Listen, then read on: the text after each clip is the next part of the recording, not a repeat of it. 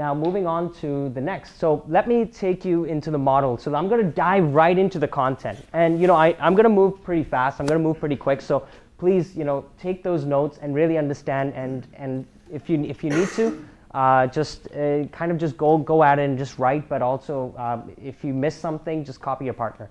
Okay. So, all right. So we're going to dive right in. So this is what I call the 3TP model. The 3TP model is absolutely essential. These are the 3 types of prospects that you will actually come across. 3 general types of prospects. Because prospects isn't just about being a business owner and trying to find clients. It's also about job opportunities as well. Or even if you're a social innovator. I mean, if you're trying to get out there, there's different types of prospects. And these are the ones that you will come across in different events and different circumstances. So the first one is the influencer. Okay, the influencer is someone who's well-connected, popular, as well as persuasive. Someone who actually has access to different networks and can actually mingle you. And mind you, that you can actually get a decision maker and an influencer as well. So this decision maker is someone that has authority as a gatekeeper. A perfect example could be someone who's representing a brand. Supposing someone from Microsoft came here, and he's high level, maybe senior VP or someone like that. That would make him a decision maker, right? Because that person could actually sign away, something that you want.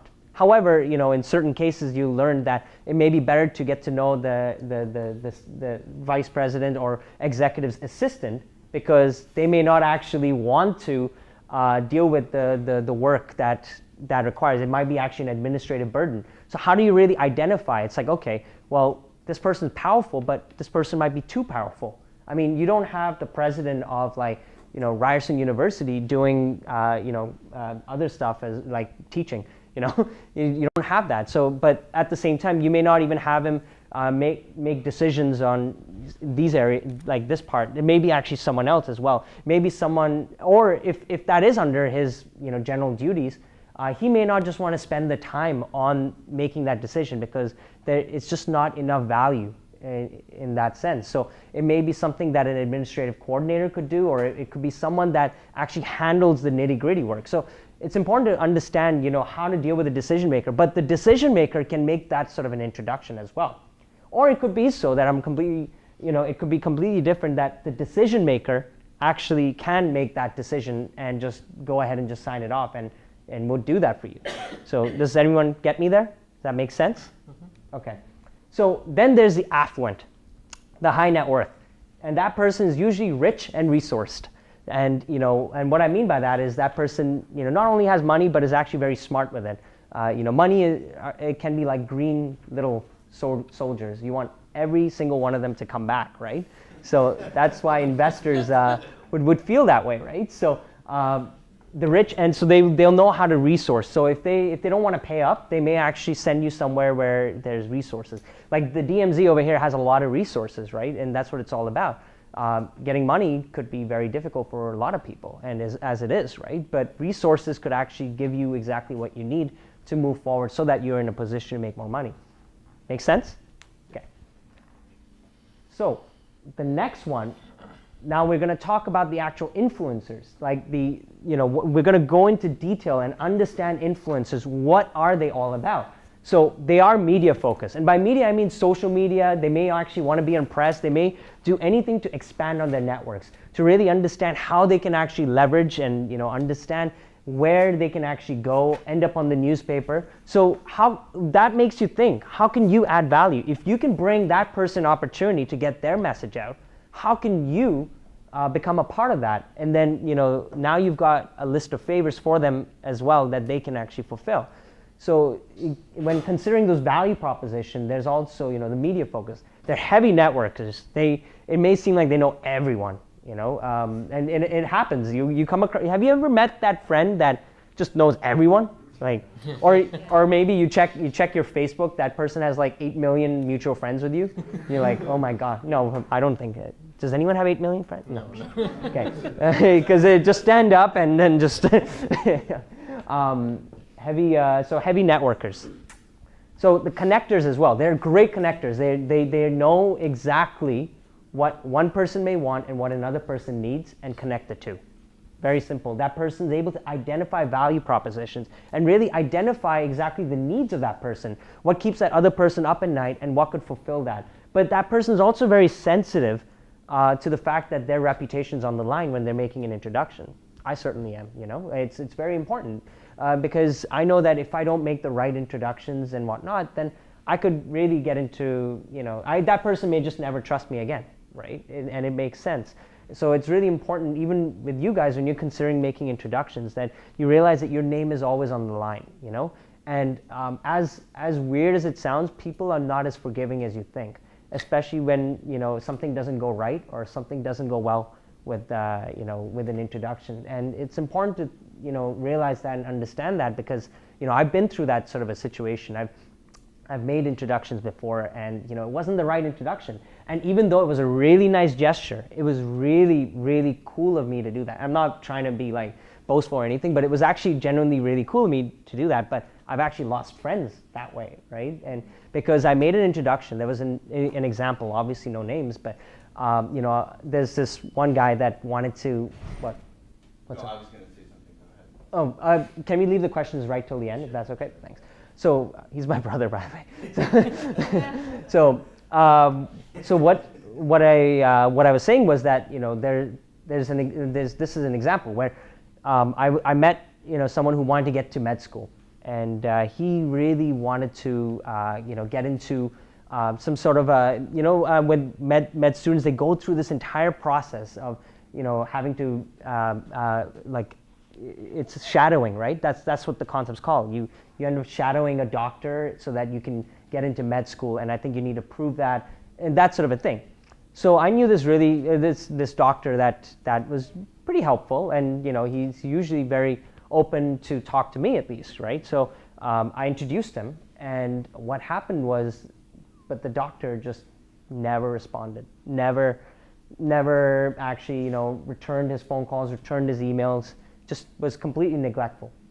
It just happens, right? And the friend took it out on me that I made that bad introduction and decided to not be my friend anymore. So, you know, I'm just saying that these things can happen and you can learn from them, and, you know, sometimes it's just great to be able to experience that and see it as a blessing, because you can actually move forward in your life and learn from that and know how to treat people better, you know? I take it upon myself that maybe I didn't make a good introduction there. And it's just important to know that, you know? Okay, so. Okay.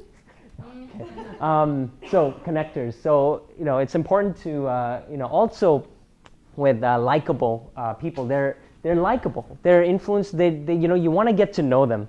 And you want to really understand that they're actually, you know, life of the party. They literally are the people that you see in the room, and they've got a lot of just heart, and they really want to, you know, make contacts and make connections, genuinely meet lots of people. So the next form of is the decision maker. The decision maker, as I've said, could be someone in the room that's a representative, could hook you up, but could not, but is probably someone that may not have all the time in the world, because that person's got duties, work duties, that he has to fulfill. And if he has these sort of duties, you know, this might be an issue because, you know, they may not have the time for you, or they may not see an incentive to help you. And that's where you really got to think about the value proposition. These people can actually get you in. They can get you in the door if it's a certain corporation that you want to, you know, leverage, or if it's some contact or an organization, or getting access. Sometimes it's just a yay or a nay from them. And if they say yay, their staff is ready to just help you. Simple as that, because you've gotten the approval, and all of a sudden you're immersed. You know, you're going to learn from Bo later today how he managed to pull that sort of stuff off as well.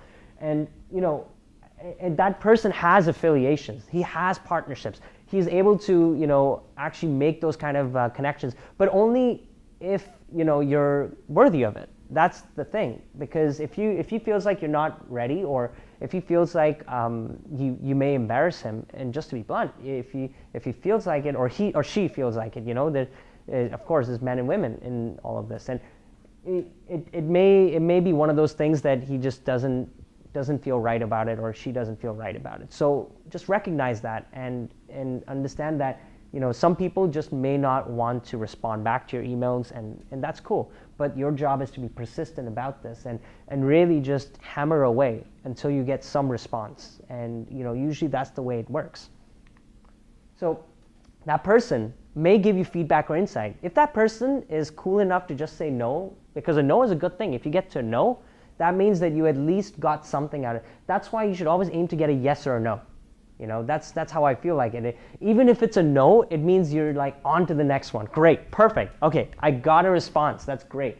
Because if you get a response out of people, I'll show you a really cool trick, and I call it the reply all trick, and you like this, and it's just really, it takes like literally a second. It's like the 1 second follow up. You'll love it. I'm telling you. It's going to definitely change the way you actually follow up with people, and it's so fast and so easy and so simple, and you can send hundreds of them, right? So you can really follow up with people a lot, and I don't mean it in an automated sense. It's just hitting reply all and just following up on this over and over. So I'll show you that. So basically, that person may give you insight or feedback. That person, if that person doesn't give you the insight or feedback, ask for it. Turn to the person next to you and say, ask for it. Ask for it. Okay, good. Ask for it.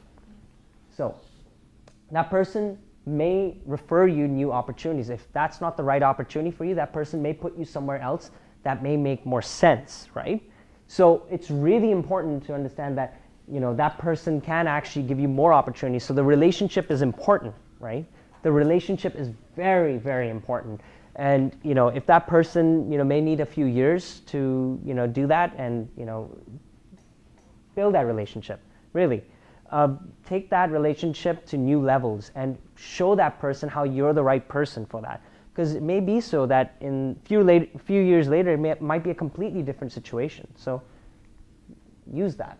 So decision makers, we've covered that in influencers. Now the affluent. With the affluent, that person has unique tastes and interests. With unique tastes and interests, that person may, like a certain kind of meal, or he may have certain tastes because, he's traveled around the world or she's traveled around the world. So, understand that that person may have different things and different motives, and they may not even be, direct. They may be more towards legacy because that person's fulfilled a lot of requirements in his or her life. He may or she may actually have a legacy, right, to fulfill. So that person's relationship and actually person focused as well. So you'll find that once you do build a relationship, he or she will give you the time. Once they like you and they take you on as maybe a mentee or maybe someone that can actually guide you into getting to where they are, they may actually spend the time because they want to see you succeed. And it could be a very genuine relationship. It could be one of those where people are not, people are not out there to just get you. They want something more deep and meaningful. That's why you should find mentors, really, in all industries.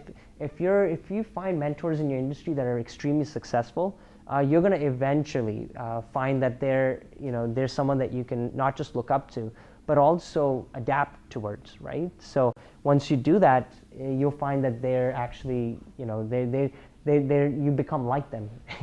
They say that you're the average of 5 people you hang around with most. Imagine if you hang around 5 mentors that are just extremely successful.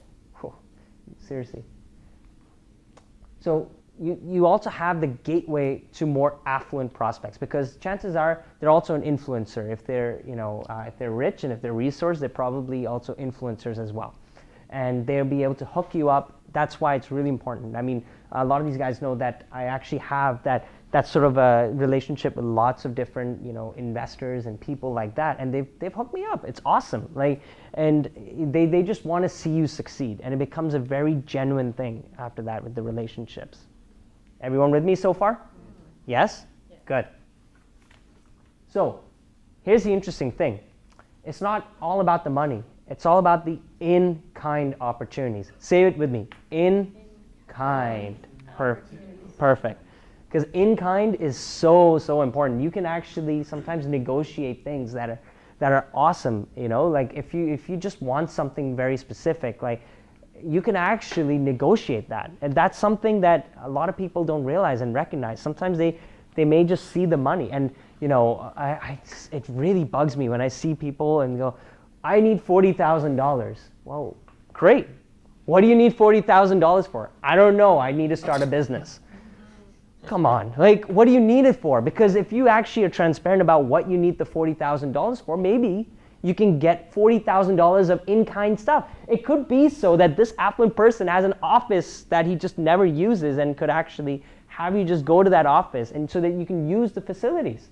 I mean, think about that and really understand how you can actually have a win-win relationship. A win-win relationship allows you to benefit as well as that person as well. It's a mutually beneficial relationship. And even better than that, going even further, is a win-win-win, which is you both mutually beneficial, but also the audience you're going after benefits as well. Because if there's an audience, access to audience, and that it could be your target market, your target whatever, that is a real mutually beneficial relationship. With me? Great. So this is the platform that you really have to leverage to build these relationships. I mean, it's one thing to know that they exist, but it's a completely another to learn how to treat them as well, because you got to treat them right. If you're neglectful, if you hurt their feelings, they may never talk to you again. And that's just the reality of life, because we have so much time in our life, and we want to spend it around the people. That's why I'm so blessed, and I feel privileged that you guys came here. You guys came here, and I want to do everything I can to give you as much value as possible for supporting me and coming here, because I know that you have limited time in your life, and I want to give as much as possible. It's really important to understand that, and that's how fruitful the relationship should be, especially if you're looking for that kind of support. If you're looking for that kind of support, you're looking to build trust, and you're looking to build value. The value is really important, because if you're adding so much value that it's unquestionable that there's no reason why I wouldn't hang out with that person, is because they're bringing so much value, even in friendships. I mean, believe it or not, friendships are like that too. I mean, doesn't that emotional return come in the form of value? That's value, right? Does that agree? Yeah. So now here's really important. A lot of people, I find that they get the successes, but they don't give that feedback. I mean, as a part of the relationship, if someone gives you advice, give them that credit for it. Make them feel good that, hey, listen, you came to me and you told me to understand how to network better with people in the IT industry. And I did that. I went to different events in the IT industry. I networked, and now my contacts have literally tripled. And what I've also found is that I'm actually getting all the support I need. And thank you for that advice. And that's proof that your advice actually helped me. When you give them that, that's invaluable. You're basically saying that, listen, your advice really helped me, and thank you so much. You're doing great, and the way you're serving others is absolutely amazing. Isn't that cool when people get to hear that? Like, it's more spiritual than anything. It takes the business bull out, and it really cuts through to the relationship. Because at the end of the day, I think we all, and I really want to say this, we all need to learn how to be better people now. I'm completely guilty. I used to be like, with all these devices, I used to be an idiot, that just wouldn't listen to the people around me. And we've got all these devices, and it's happening really quickly. And these devices are coming in the form of like giant phones, or like tiny phones, or exactly, watches. They're there to distract us, and it's really important to not lose sight of the relationship. That's why I see myself as a social networker. I mean, at the end of the day, you still have to build a relationship. It starts there. That's why that social component is so important. I mean, sure, yeah, you can meet people online, but I mean, you're not going to build that connection until they know and trust you and really feel you and really get you. Does that make sense? Is that fair for me to say that? Oh, yeah. Okay. So let's move on.